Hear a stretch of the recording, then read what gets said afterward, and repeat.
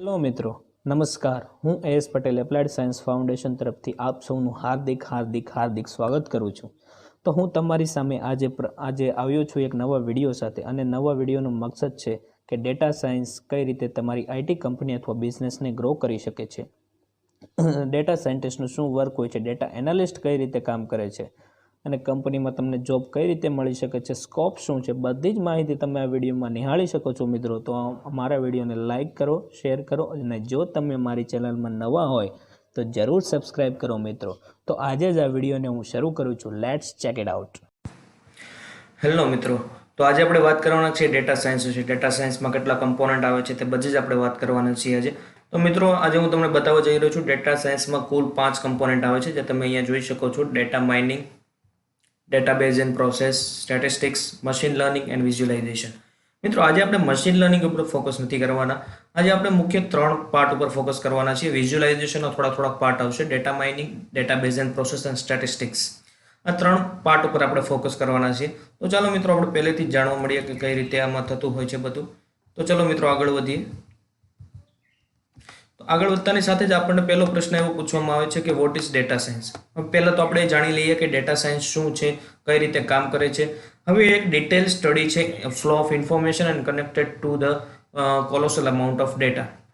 વધારે અમાઉન્ટના ડેટા સાથે તે સંકળાયેલું છે અને ઇન્ફોર્મેશનનો ફ્લો કરે છે. હવે ડેટા છે એ 2 પાર્ટમાં વિભાજિત થયેલું છે, raw data and unstructured data. હવે રો ડેટા અને અનસ્ટ્રક્ચર્ડ ડેટાની માહિતી હું પાછળથી વિડીયોમાં આપીશ, કારણ કે એનો ઉપયોગ પાછળથી વધારે આવી રહ્યો છે એના માટે. તો હું અહીંયા તમને એ બતાવી દઉં છું કે કઈ રીતે પ્રોસેસ કરે છે. એ process analytical programming and business skills દ્વારા પ્રોસેસ કરે છે. હવે એનાલિટિકલ પ્રોગ્રામિંગ એટલે કયા પ્રોગ્રામિંગ આવી શકે. આર પ્રોગ્રામિંગ અને Python programming is the best for data science, એ હું સજેસ્ટ કરું છું. હવે બીજું એ છે કે ઇમ્પોર્ટન્સ ઓફ ડેટા સાયન્સ શું છે. ડેટા સાયન્સનું ઇમ્પોર્ટન્સ શું છે આપણી આઈટીની લાઈફમાં. ઇમ્પોર્ટન્સ શું છે તો કે અત્યારે જે કંપનીઓ છે એ ઝેટાબાઇટ્સ અને યોટાબાઇટ્સ પર કામ કરતી હોય છે. હવે કંપનીના 2 મુખ્ય ગોલ હોય છે, એક તો સ્ટોર બનાવવું અને ડેટાને સરખી રીતે સ્ટોર કરવું. હવે આ 2 ગોલ માટે ડેટા સાયન્સ બહુ મહત્વનું કામ કરે છે. તો કઈ રીતે કામ કરે છે આપણે આગળ નિહાળી લઈએ. હવે huge requirement of skill and certified data scientist. હવે વધારે રિક્વાયરમેન્ટ આવવાની છે આવતા સમયમાં સ્કિલ ડેટા સાયન્ટિસ્ટ માટે.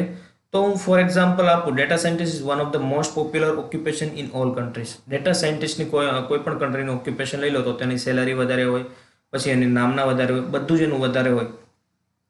તો હું બીજી વાત કરું, ફોર એક્ઝામ્પલ યુએસએની વાત કરીએ તો યુએસએનું ડિજિટલ માર્કેટ જે છે એ $1,10,000 paid to each data scientist. દર વર્ષે એટલું એક ડેટા સાયન્ટિસ્ટને પે કરે છે. તો ડેફિનેટલી આપણે જાણીએ છીએ કે એ જે ઓક્યુપેશન છે એ વધારે સારી જ છે. તો હું એ બતાવું છું કે huge and derive valuable jobs in data science field. તમે જો ડેટા સાયન્સ ફિલ્ડમાં આગળ વધવા માંગતા હોય તો તેમાં જોબ છે. ફોર એક્ઝામ્પલ ડેટા એનાલિસ્ટ બની શકો, સિસ્ટમ એનાલિસ્ટ, ડેટા સાયન્ટિસ્ટ વગેરે જોબ આવતી હોય છે. હવે ઇન્ટરનેટ ઓફ થિંગ્સનો હ્યુજ વધારે વિકાસ થવાનો છે આગળના સમયમાં.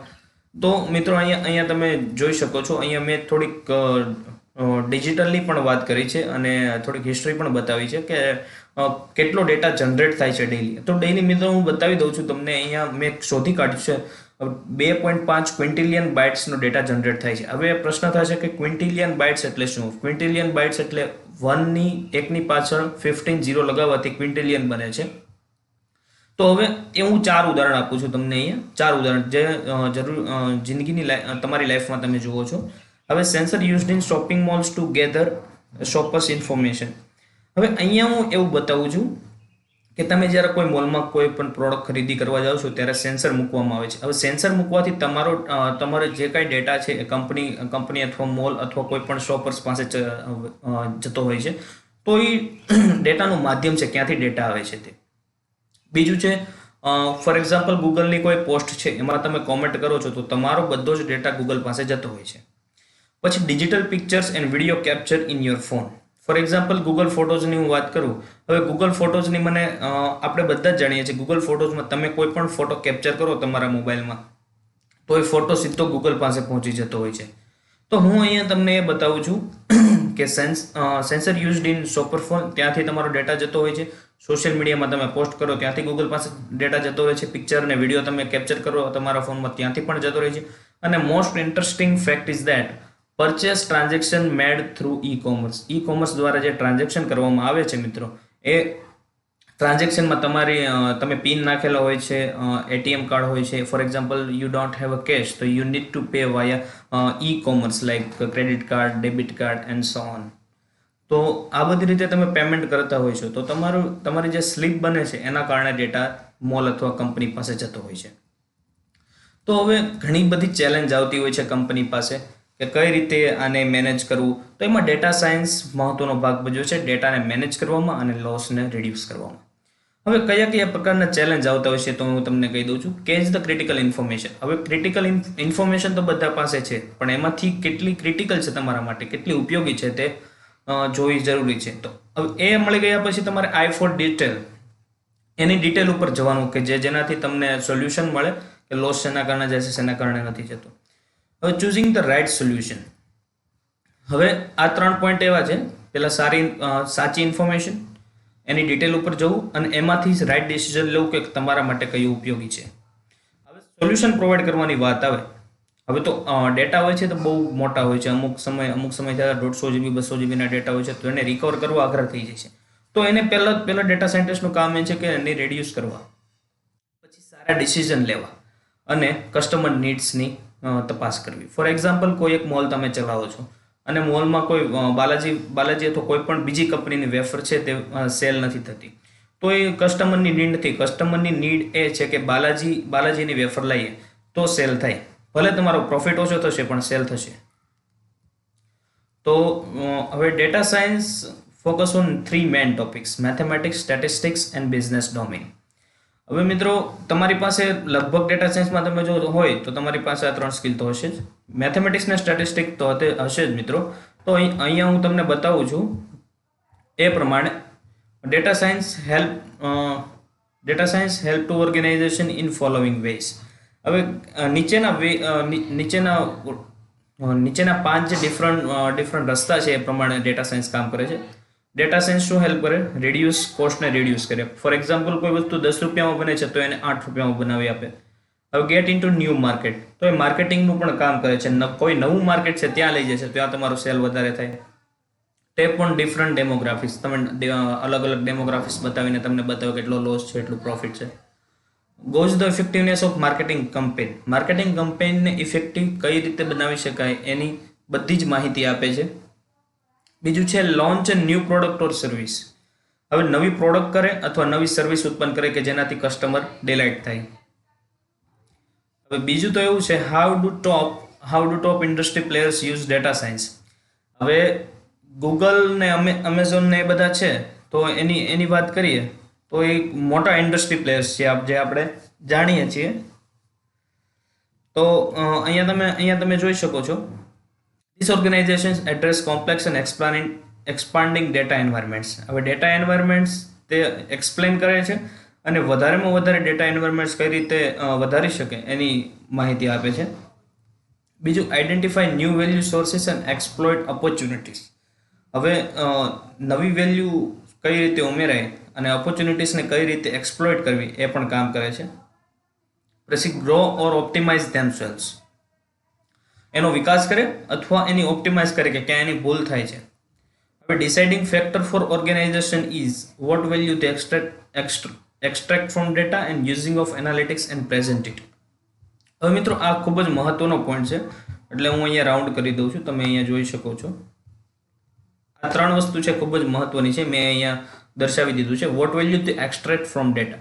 ફોર એક્ઝામ્પલ તમારી પાસે કોઈ ડેટા આવેલો છે અને તમારી કંપની લોસમાં છે અને લોસ ન થાય એ રીતે તમે ડેટા કલેક્ટ કરવાનું છે.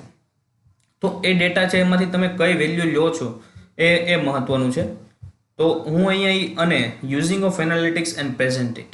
હવે ફોર એક્ઝામ્પલ કોઈ એક કંપની છે એને 70% પ્રોફિટ જાય છે ને 30% લોસ જાય છે.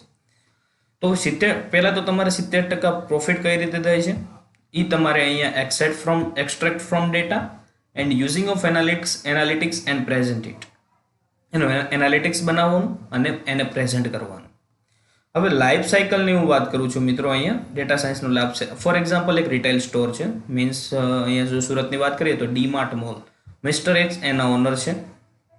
તો એનું ધ્યેય એવું છે કે એને સેલ્સને ઇમ્પ્રૂવ કરવો છે. સેલ્સ તો એનો થાય જ છે, પણ એને ઇમ્પ્રૂવ કરવું છે. તો એને નીચેના 3 પ્રશ્નોના જવાબ આપવો બહુ જરૂરી છે. આવું ડેટા સાયન્સ આપણને શીખવાડે છે. તો આપણે મિત્રો તરત જ જોઈ લઈએ કે સવાલ કયા કે છે. વિચાર the most profitable product in your store. તો એ માણસને એ નક્કી કરવાનું હોય છે કે એને વધારેમાં વધારે પ્રોફિટ કયા પ્રોડક્ટથી થાય છે. તો એવા પ્રોડક્ટનું ઉત્પાદન કરવું. How promotions are working. હવે પ્રમોશન્સ એટલે શું? પ્રમોશન્સ એટલે શું એની હું વાત કરું છું અહીંયા. પ્રમોશન એને કહેવાય કે ફોર એક્ઝામ્પલ તમારી કોઈ પ્રોડક્ટ છે, એને કોઈ પ્રમોટ કરી આપે છે. ફોર એક્ઝામ્પલ 10 રૂપિયાની વેફર છે, એ વેચાતી નથી અને જેને વેચાય છે એ તમને પ્રમોટ કરી આપે છે. તો એવા પ્રમોશન્સ પણ તમારે જોવા પડે. Are the product placements efficiently deployed. આ પણ એ માર્કેટિંગ કેમ્પેઇનનો જ વિચાર છે, એટલે તમે અહીં ગૂગલ ઉપર જઈને પણ સર્ચ કરી શકો છો. હવે મેં આગળ તમને કીધેલું કે રો ડેટા અને અનસ્ટ્રક્ચર્ડ ડેટાની હું તમને જરૂર માહિતી આપીશ. તો પહેલાં આપણે જોઈ લઈએ ડેટા ક્યાંથી ડિસ્કવર થાય છે, કયા કયા ટાઈપમાં ડિસ્કવર. હવે 4 ટાઈપમાં ડિસ્કવર થઈ શકે: text, video, audio and rational database systems. હવે ટેક્સ્ટમાં કઈ? પીડીએફ્સ, વર્ડ ફાઇલ, એક્સેલ, પાવરપોઈન્ટ, એવી બધી ફાઇલ આવતી હોય છે. ઓડિયોમાં તો તમને ખબર જ છે, મ્યુઝિક હોય છે. વિડીયોમાં પણ ખબર જ છે. Rational database systems. હવે આ એક .c કરીને ફાઇલ આવે, .c++ કરીને ફાઇલ આવે, એને રેશનલ ડેટાબેઝ સિસ્ટમ્સ કહેવામાં આવે છે. As a data scientist what you need to do. હવે ફોર એક્ઝામ્પલ તમે ડેટા સાયન્ટિસ્ટ બની ગયા તો તમારે કયા કયા પ્રકારનું કામ કરવાનું આવતું હોય છે હું તમને અહીંયા જ બતાવી દઉં છું. Check the store location. For example કોઈ પ્રોડક્ટ છે એનું તમારે પહેલાં સ્ટોર લોકેશન ચેક કરવાનું. સ્ટાફ બરોબર વર્કિંગ કરે છે કે નહીં એનું બરાબર ચેક કરવાનું. Working hours, promotions, product placement and product pricing. હવે આ બધી વસ્તુ તમને સમજાવી દઉં છું. વર્કિંગ અવર્સ એટલે કે શું? કોઈ એક પ્રોડક્ટ પાછળ કેટલો ટાઈમ વર્ક કરવામાં આવે છે એને વર્કિંગ અવર્સ કહેવાય. ફોર એક્ઝામ્પલ કોઈ એક પ્રોડક્ટ છે નિરમા સાબુ, તો એના ઉપર 10 કલાક ફોકસ કરવામાં આવે છે, તો એને કહેવાય 10 અવર્સ પર પ્રોડક્ટ. હવે બીજું છે પ્રમોશન્સ. એ પ્રોડક્ટને પ્રમોટ કોણ કરી આપે છે એવા પ્લેટફોર્મ ગોતવા. Product placement. પ્રોડક્ટનું પ્લેસમેન્ટ કઈ રીતે થાય? ફોર એક્ઝામ્પલ તે વસ્તુ વેચાતી નથી તો એની એવી જગ્યાએ મૂકવી કે જેનાથી એનો સેલ થાય. અને પ્રોડક્ટ પ્રાઇસિંગ. હવે પ્રોડક્ટનું પ્રાઇસ નક્કી કરવું એ ખૂબ જ મહત્વનો સ્ટેપ છે, કેમ કે ત્યાં કોઈ પણ વસ્તુ એવી હોય કે બીજા કોઈ શોપર્સ હોય એ સસ્તી આપતા હોય ને તમે મોંઘી આપતા હોય તો ડેફિનેટલી તમારી પ્રોડક્ટ કોઈ લેશે નહીં. માટે માર્કેટમાં જીવિત રહેવું ખૂબ જ જરૂરી છે. હવે હું તમને સમજાવું છું ડેટા પ્રિપેરેશન કોને કહેવાય. હવે ડેટા પ્રિપેરેશન એટલે શું? હવે આપણી પાસે જેમ આગળ જોયું text, video, audio and rational database સિસ્ટમમાં આપણી પાસે ડેટા આવતો, પણ વોટ આઈ નીડ કે I want every data in same format. હવે આવું કેમ કરવાનું? ફોર એક્ઝામ્પલ મારે કોઈ ડેટા જોઈએ છે તો એનું એનાલિટિક્સ કરવા માટે અને મેથેમેટિકલ એનું એનાલિટિક્સ કરવા માટે મારે કોઈ પણ એક જ ફોર્મેટમાં ડેટા જોઈએ. તો હું બનાવી દઉં છું ટેક્સ્ટ ફાઇલમાં. તો હું અહીંયા બતાવું છું તમને convert data into same format that will help you analyse the data. હવે તમને એનાલાઇઝ કરવામાં સારું પડે. This process involves collecting clean data subsets and interesting suitable defaults. તો અહીંયા હું તમને બતાવી દઉં છું કે data subsets and interesting suitable defaults involve more complex method identify missing values by modeling. તમારે અમુક કોમ્પ્લેક્સ મેથડ પણ કરવાની હોય છે કે જેનાથી જે વેલ્યુ મિસિંગ થઈ ગઈ છે એની તમને ખબર પડે. તો અહીંયા હું હાઇલાઇટ કરી દઉં છું મિત્રો, જોઈ શકો છો અહીંયા તમે. હવે if data cleaning is done. હવે એકવાર એમ થઈ ગયું કે ભાઈ ડેટા ક્લિનિંગ થઈ ગયું તો તમારું ડેટા સેટ જે બન્યો કોઈ પણ એક ફોર એક્ઝામ્પલ કોઈ ફોલ્ડર છે નિરમા સાબુ માટે જે ડેટા તમે કલેક્ટ કર્યો બજારમાંથી એનો ફોલ્ડર ક્રિએટ થઈ ગયું તો રેડી ફોર એનાલાઇઝ. તો તમે એને એનાલાઇઝ કરી શકો છો. કઈ રીતે એનાલાઇઝ કરી શકાય? તો કે બાય મેથેમેટિકલ મોડલ્સ. હવે મેથેમેટિકલ મોડલ દ્વારા તમે એનાલાઇઝ કરી શકો. It is a need of each and every organisation that they are analysing data by mathematical models. હવે મેથેમેટિકલ મોડલ દ્વારા તમે ઇઝીલી તમે ડેટાને એનાલાઇઝ કરી શકો. એનું તમે સરખી રીતે કોઈ પણ ડેટા હોય તો એને તમે એનાલિટિક્સ દ્વારા એનાલાઇઝ કરી શકો કે what you need from data, what you extract from data and what you have to develop in your company. So I need to identify also involve various areas of mathematical domain. હવે પાંચ પ્રકારના areas છે જેમાં તમારે વધારેમાં વધારે data સાયન્સમાં data analyst તરીકે અથવા ડેટા સાયન્ટિસ્ટ તરીકે તમારે કામ કરવું પડે. પેલું છે સ્ટેટિસ્ટિક્સ.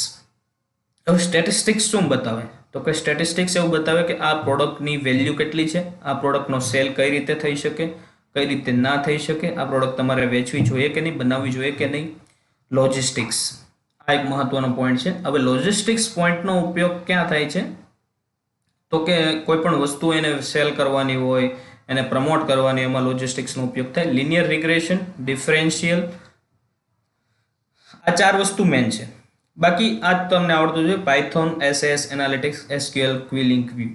આ પાંચ વસ્તુનું તમારે મુખ્ય ફોકસ કરવાનું હોય છે. તો આ પાંચ વસ્તુ સમજવા માટે પહેલું તો સ્ટેટિસ્ટિક્સ આપણે સમજ્યું, logistics, linear regression and differential. Data scientist will create a mathematical model. હવે ડેટા સાયન્ટિસ્ટ હોય એ મેથેમેટિકલ મોડલને ક્રિએટ કરે.